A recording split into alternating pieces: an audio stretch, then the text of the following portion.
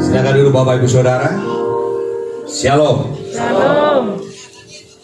Paling susah khotbah di antara para hamba-hamba Tuhan dan juga banyak doktor dan sebagainya di tempat ini. Jadi waktu saya diberikan khotbah 50 menit, saya kira saya buat aja 30 menit atau 20 menit Pak ya. Oke. Saya tadi sedikit saya bersaksi sebelum tadi dibilang dari Amerika. Sebenarnya ceritanya begini. Saya sama Pak Yusa pergi ke Amerika beberapa bulan yang lalu. Sampai di sana kami ditawarin buka gereja Asia di Amerika. Dan kami bilang kepada mereka, kalau kami diberikan visa, mungkin itu panggilan Tuhan. Kalau enggak, kami tidak mau ilegal di Amerika ini. Dan mereka genapi itu, mereka iakan itu. Sehingga tanggal 13 Januari ini berangkat lagi kami ke Amerika untuk membuka gereja-gereja Asia di Amerika. Dan saya kira ini doa kita bersama, dan juga mereka izinkan untuk membuka sekolah misi di sana. Untuk dikirim orang ke Amerika dan juga ke seluruh dunia. Jadi akan lebih banyak waktu di sana nanti beberapa tahun ke depan, dan sekaligus juga mungkin gak ikut-ikutan lagi dalam politik di kota ini. Oke lah. Kembali ke jalan yang benar kali saya pikir. Bukan berarti politik itu tidak benar. Panggilan kita beda-beda. Jadi waktu saya dulu suruh saya berikan ini, kan saya bilang, waktu saya dulu usia 15 tahun, kepala saya ditindih mobil. Ya dulu kepala saya ini hancur dulu. Mulut saya dulu sebelah sini setengah mati. Saya dulu jalannya kayak gini. Nah, setelah itu ke dukun. Ya biasalah kan di kampung kita, sampai ke dukun tak tertolong, tambah parah. Setelah sebulan bawa ke rumah sakit, katanya di ronsen tempat otak saya itu hancur. Sehingga 1 bulan di rumah sakit ditunggu, biar aja dia mati, kata orang tua saya. Dia tunggu 1 bulan, tak meninggal saya. Jadi waktu tak meninggal itu, mata saya itu terbuka terus karena memang sudah hancur. Mereka nggak tahu kapan saya tidur, kapan saya bangun. Hari Jumat itu mereka bilang, sudah 1 bulan, tak meninggal dia. Kita cabut aja selang ini semua, biarkan dia meninggal. Jadi usia 15 tahun sudah diputuskan untuk saya meninggal. Dan waktu itu, ini kenapa saya di TGP ini, ada aliran bahasa roh dan sebagainya, datanginya saya. Kau sudah coba segala-galanya, cobalah Yesus. Setelah orang tua saya bilang cabut aja selang itu, kan gak ada lagi yang harus saya coba. Dokter sudah, dukun sudah, semua sudah. Tinggal Yesus kan gitu. Jadi saya bilang sama mereka, saya gak bisa ngomong karena mulut saya sudah. Saya tulisin pola saya ke gereja. Biarlah saya mati di gereja itu. Dan waktu di gereja itu saya doa, kalau kau sembuhkan aku Tuhan, tukang cuci WC pun sampai mati bolehlah. Kalau kita lagi kepepet rendah hati doa kita saudara. Tukang cuci WC pun gak apa-apa. Rendah hati sekali kan. Dan Tuhan juga baik, Tuhan jawab juga doa itu. Tuhan sembuhkan saya di gereja itu. Dan 3 tahun saya jadi tukang cuci WC. Dan setiap hari saya bilang saya akan jadi full timer. Sama SMA full timer, kerja saya jadi tukang cuci WC dan juga jadi sopir. Waktu saya cuci WC itu, ya kita karismatik biasa lah ya, Tuhan berbicara di hati saya. Pentakosta. Pentakosta itu kan biasa itu. Malah baptis ada di sini kan.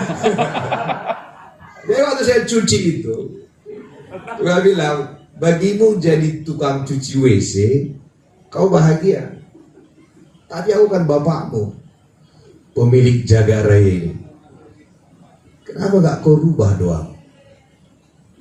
Dan waktu cuci WC itulah saya bilang, saya akan keliling dunia memberitakan kesembuhan saya. Saya bilang sama teman-teman, mereka bilang, sudah gila dia katanya. Sekarang baru kambuh gilanya katanya. Bahasa Inggris tak bisa, semua tak bisa. Dari saya itulah saya sudah deklarasikan, saya akan keliling dunia. Saya akan beritakan Yesus keliling. Ternyata waktu saya kuliah, bahasa Inggrisnya dapat E. Semester 3 juga dapat E. Tapi omongan tak pernah berubah, saya akan keliling. Dan ya memang udah ke semua, cuman gak nyangka kemarin itu ditanya, mau gak kau megang Asia di Amerika ini. Sehingga tanggal 13 berangkat dan kami akan mulai di LA. Jadi saudara, siapa tahu saudara jalan-jalan nanti ke sana, bisa kita ya makan sama-sama di sana. Oke, kita balik ke firman Tuhan yang telah dikatakan Yesaya 60 ayat 1 dan 2. Bangkitlah menjadi teranglah, sebab terangmu datang dan kemuliaan Tuhan terbit atasmu. Sesungguhnya kegelapan menutupi bumi dan kekelaman menutupi bangsa-bangsa, tetapi terang Tuhan terbit atasmu dan kemuliaannya menjadi nyata atasmu. Firman Tuhan ini setiap Natal sering tema ini. Dan selalu, apakah kita menjadi terang atau terang itu yang datang kepada kita? Kalau kita menjadi terang, saudara, agak capek. Ayat ini sebenarnya mengatakan terang itu yang datang, bukan kita yang menjadi terangnya, tapi terang itu kemuliaan Allah lah yang nyata dalam hidup kita, sehingga kita nggak bisa sombong. Bagaimana kita menjadi terang kalau kita sudah dikatakan mati? Terang Allah lah yang percaya kepada kita. Dan bagaimana supaya bisa menjadi terang? Pasti kita ingatlah, ini kalau saudara dulu dari gereja saya yang dulu, setiap kali Natal kami ada hafalan. Dimulai di bulana, di topa di batama, langit dohot tano. Masih hafal gitu tuh kan? Ya masih. Jadi saudara, kalau kita lihat ayat itu, ayat 2-nya dikatakan, bumi itu gelap, tak berbentuk dan kosong. Itu Allah hadir, Roh Kudus hadir, tapi gelap, tak berbentuk dan kosong. Kehadiran Allah tak berubah apa-apa. Jangan dulu marah sama saya. Enggak berubah apa. Misalnya kita, kok bisa Pak Jokowi datang ke tempat ini, maaf lah ya, heboh tempat ini. Tapi kalau Pak Jokowi nggak ngomong, terjadi nggak sesuatu? Kehadiran Pak Jokowi hanya menghebohkan, dan dia duduk di depan dan dia senyum pulang, nggak terjadi apa-apa. Yang merubah itu adalah omongan dia. Saudara, kehadiran Allah di kejadian tak membuat apa-apa. Allah melihat apa? Gelap, kosong, tak berbentuk. Yang merubahnya adalah waktu dia berfirman. Bilang amin saudara, bilang amin, saudara. Ini penting sekali. Jadi yang bisa merubah segala-galanya adalah omongan Tuhan, bukan kehadirannya. Jadi kalau Tuhan hanya hadir, dia tidak bicara, tak terjadi apa-apa. Selanjutnya, waktu Yesus ada di kapal, dihantam badai kan? Badai tak segan kepada Yesus ada di kapal itu. Saudara juga, kita punya Yesus kan, dihantam badai kan? Siang dan malam kita dihantam badai. Sebelum terima Yesus tak segede ini badainya. Setelah terima Yesus tambah kencang badainya. Kehadiran Yesus di kapal itu tak membuat sopan badai itu. Dihantamnya Yesus. Jadi waktu saudara dihantam badai, jangan cari dosa. Mana ada dosa Yesus dihantam badai? Jangan asal ada badai, mana dosa kami, nggak tahu dengan saudara. Asal ada orang sakit, kita langsung tanya, cek dulu. Perpuluhanmu gimana? Dosamu apa? Ternyata di Alkitab Yesus nggak pernah bertanya itu. Setiap kali Yesus lihat orang sakit, nggak pernah ditanya kenapa kau sakit, nggak pernah. Kami perlu tanya. Di sini nggak ada yang nanya lah, kayaknya. Kami tanya, kami langsung selidiki. Kami. Yesus tak pernah. Yesus tak pernah bertanya, kenapa kau sakit? Dia sembuhkan saja. Amin, saudara. Jadi kita pun jangan pertanyaan kita terlalu mengerikan kadang-kadang. Kenapa? Enggak. Jadi waktu Tuhan ada itu. Jadi kalau banyak badai dalam hidup saudara, jangan takut. Ada kabar baiknya di situ. Tanpa ada badai, tak ada mujizat. Mujizat dibutuhkan di tengah badai. Amin. Jadi kalau tidak ada badai keuangan, minta lebih besar. Jangan takut minta kepada Tuhan. Jangan takut Pak Jo suka bicara teologi kekayaan. Saudara nggak tahu sakitnya miskin itu. Kalau saudara tahu sakitnya miskin itu, saudara ngerti yang saya bilang. Saya tinggal di Batam ini, saudara, karena miskinnya. Semua daun ubi kami embat di Batam ini. Dan pada saat nggak ada daging, semua anjing liar kami bunuh, kami makan. Dan kucing pun kami sikat. Dan pada saat itu apa kata orang? Memang kau tak diberkati. Waktu makan sop kucing itulah katakan, kami akan kaya Tuhan. Walaupun sop kucing yang kami makan. Jadi kalau saudara marah sama saya, rasakan sakitnya miskin itu. Maka saya teriak-teriak, aku anak raja, terpaksa aku kaya. Orang tak terima, ya terserahlah. Karena kalau saudara miskin pun dijelek-jelekan juga. Baguslah saudara diberkati dan dijelek-jelekan, miskin pun dijelek. Terserah saudara, tapi maksud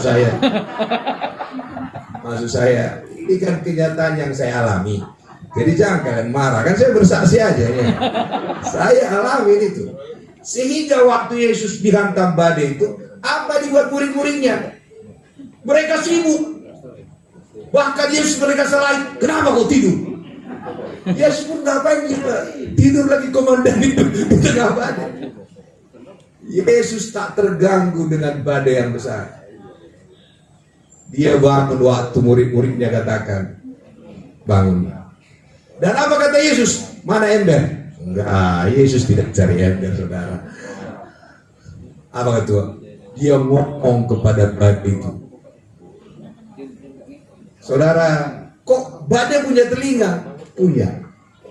Seluruh jagat raya ini punya telinga. Karena dulu diciptakan pakai firman. Matahari punya telinga. Laut punya telinga. Tanah punya telinga. Karena asal mula mereka adalah dari perkataan Tuhan. Maka Tuhan pernah bilang kepada pokok Arab, mati pokok Arab. Segala sesuatu di jagat raya diwali oleh firman. Dan mereka punya telinga. Dolar pun punya telinga. Dari mana Bapak tahu? Saya lihat waktu Yesus itu tak terbayarnya pajaknya. Suruhnya mancing. Coba berarti dia atur Tuhan kan? Di sana ada koinnya, coba kau makan sana. Dan berapa juta ikan itu dipancing, itu yang datang. Segala sesuatu di jagat raya ini punya telinga. Hati-hati saudara ngomong. Karena yang saudara omongkan akan jadi kenyataan. Jadi saudara supaya bisa menjadi terang adalah omongan kita. Waktu Allah ada di muka bumi, Allah bisa bicara. Waktu Yesus di muka bumi, kerjaan Yesus ngapain? Ngomong. Kerjaan Allah ngapain? Ya ngomong. Kerjaan kita ngapain? Zaman Roh Kudus tak bisa ngomong. Dipakainya mulut kita. Jadi maka dikatakan kita ini gambaran Allah. Karena firman itu hari ini adalah dari mulut kita. Maka kita butuh para senator dan sebagainya untuk menyuarakan apa yang harus disuarakan. Jadi hari ini saudara, kitalah penyambung berita dari surga itu. Karena itu jangan kita menjadi juru bicara musuh. Perhatikan Joshua dan Kaleb. Waktu mereka itu 12 pengintai, yang 10 memberikan laporan yang benar dan fakta. Apa katanya? Orang itu orang yang besar, orang enak. Fakta enggak? Fakta, data statistik benar. Kita kita itu kecil, benar. Tapi apa kata Joshua dan Kaleb? Kita telan mereka itu. Bukan kita gigit, enggak loh, kita telan. Jadi kita ini jangan pembawa juru bicara musuh. Kita dramatisasikan lagi. Kita ini juru bicara Tuhan, amin. Joshua dan Kaleb katakan kita telan, nggak dikatakan nanti jempolnya kau gigit ya. Artinya apa? Musuh itu kecil dia. Dan hanya Joshua dan Kaleb yang sampai ke tanah perjanjian itu, yang lahir di tanah Mesir. Saudara pengen sampai kelimpahan, hati-hati yang saudara omongkan. Allah tidak pernah berbuat sesuatu sebelum dia ngomong. Maka Daud, waktu Daud dia mengalahkan Goliat, kenapa Daud harus bernubuat dulu? Kan bisa aja Daud langsung datang dimbaknya aja kan? Tidak, dia harus ngomong dulu. Goliat nanti ya, aku tebas lehermu. Enggak ada pisau Daud ya, alih-alih yang dia punya. Tapi Daud mengatakan apa yang dia punya. Aku tebas lehermu, setelah itu burung nanti memakan tubuhmu. Maka Allah melakukan apa yang dikatakan oleh Daud itu. Jadi hari ini, kalau kita lihat Natali saudara, pada mulanya adalah firman. Firman itu bersama-sama dengan Allah. Dan firman itu adalah Allah. Dan firman menjelma menjadi manusia. Dan ada di antara kita. Sekarang di mana firman itu? Firman itu dekat di mulut kita. Ada di hati kita. Jadi kita diberikan kuasa oleh Allah untuk memperkatakan perkataan dia. Dan apa kata dia? Apa yang kau ikat di bumi, terikat di sorga. Perkataan saudara laku di sorga. Laku di sorga. Karena presiden sorga itu ada di hati saudara. Ayo saudara, kita ikat di bumi, terikat di sorga. Lepaskan di bumi, terlepas di sorga. Gimana melepaskannya? Pakai mulut saudara. Bukan pakai gembok, enggak. Perkataan kita. Kenapa orang ada masuk penjara? Gara-gara dia mencuri atau gara-gara keputusan hakim? Hakim saudara, omongan hakim, bukan gara-gara dia mencuri. Omongan hakim itu yang menentukan. Dia mencuri, hakim katakan bebas enggak? Kita merdeka kenapa? Karena perang atau karena seseorang yang ngomong? Karena Pak Soekarno ngomong, bukan karena kita perang. Dasar kemerdekaan kita omong dia. Perlu kita perang? Perlu. Tapi hari kemerdekaan kita lah hari kapan dia ngomong. Allah menantikan suara saudara untuk membuat perang di jagat raya ini. Haleluya. Karena perkataan kita itu dinantikan Tuhan. Jadi dasar kita di kita semua omongan. Kenapa ada orang menikah? Bayangkan kita undang Allah Bapa, Allah Anak dan Roh Kudus. Yang hadir itu kita memberkati. Bapak siap mau menikah sama dia. Bagaimana kalau dia diam? Jadi gak pernikahannya?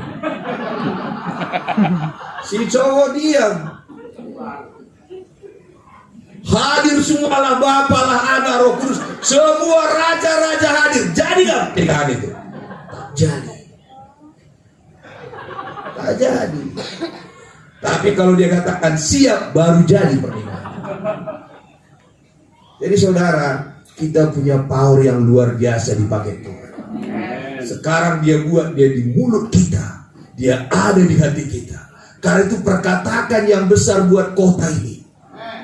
Kita menentukan kota ini menjadi terang apa enggak. Kita juru bicara Tuhan.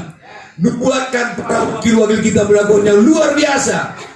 Jangan kerjaan kita menjadi juru bicara setan, hanya mendakwa orang. Jelek-jelekkan orang aja kerjaan kita. Sesama jelek nggak usah lah menjelek. Apa kata Paulus? Dalam diriku sebagai manusia tidak ada yang baik. Paulus bilang tidak ada yang baik. Terus kita apa? Cukuplah. Untuk cari kejelekan orang tak perlu pewahyuan. Saudara tahu itu. Tapi untuk melihat kebaikan orang kita butuh pewahyuan, capek sekali nyarinya. Karena itu kalau kita pengen terjadi terang adalah tergantung apa yang kita ucapkan. Allah katakan jadilah terang, terang itu jadi. Kita pun di tengah badai yang besar, jangan mau jadi juru bicara musuh. Saya belajar berdoa begini, mungkin saudara bisa juga perhatikan. Kalau saya lagi butuh uang, saya nggak bahas itu. Saya katakan, Allahku Allah yang kaya, Allahku Allah yang luar biasa. Saya bicarakan tentang Allah kepada masalah itu. Doa yang kedua bisa begini, Tuhan kami perlu uang, Tuhan haleluya, sampai kapan ini Tuhan, haleluya. Sudah gak tertahan lagi Tuhan, kontrakan sudah jatuh tempo, Tuhan haleluya. Teman-teman pada pergi semua, Tuhan sampai kapan Tuhan, angkat aku Tuhan. Terakhir gak tahu ini doa. Jadi saudara, kita harusnya menceritakan Tuhan kepada masalah-masalah kita. Waktu kita sakit kita katakan, Engkaulah penyembuh Tuhan. Jangan ceritakan masalah kita, jangan dramatisasikan itu. Kita juru bicara Tuhan. Saya iri dengan ayat ini, saya cukuplah kan. 1 Petrus dikatakan, kamulah bangsa yang terpilih, imam rajani, bangsa yang kudus, umat kepunyaan Allah, hanya dengan satu tujuan. Untuk apa? Untuk menceritakan perbuatan Allah yang besar. Jadi kerjaan saudara dan saya bercerita tentang Allah yang hebat.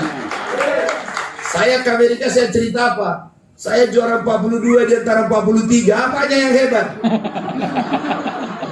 Semester 2 juara 41 di antara 42, satu orang pindah. Jadi apa yang hebat dalam diri saya? Tidak ada. Yang hebat itu adalah Yesus. Jadi yang perlu kita ceritakan adalah Dia yang luar biasa itu. Dan kalau kita menceritakan itu, tak ada lagi kegelapan, karena terang selalu mengalahkan kegelapan itu. Mari kita berdoa. Bapa yang baik, biarlah kami semua menjadi juru bicaranya Tuhan. Kami tidak lagi ceritakan tentang diri kami. Kami ceritakan tentang Tuhan yang luar biasa itu. Waktu kami membutuhkan keuangan, kami ceritakan Tuhan yang sangat kaya. Waktu kami membutuhkan kesembuhan, kami ceritakan Tuhanlah penyembuh kami. Waktu kami kurang sukacita, kami katakan Tuhanlah sukacita kami. Kami pemberita-pemberita Tuhan, karena Dialah terang itu.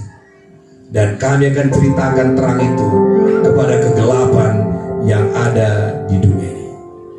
Terima kasih Bapa yang baik, Engkau meteraikan firman-Mu. Kami berdoa dalam nama Tuhan Yesus. Amin. Kita berikan tepuk tangan sekali yang meriah bagi Tuhan Yesus. Mari lebih meriah lagi Bapak kasih Tuhan. Sorakan haleluya.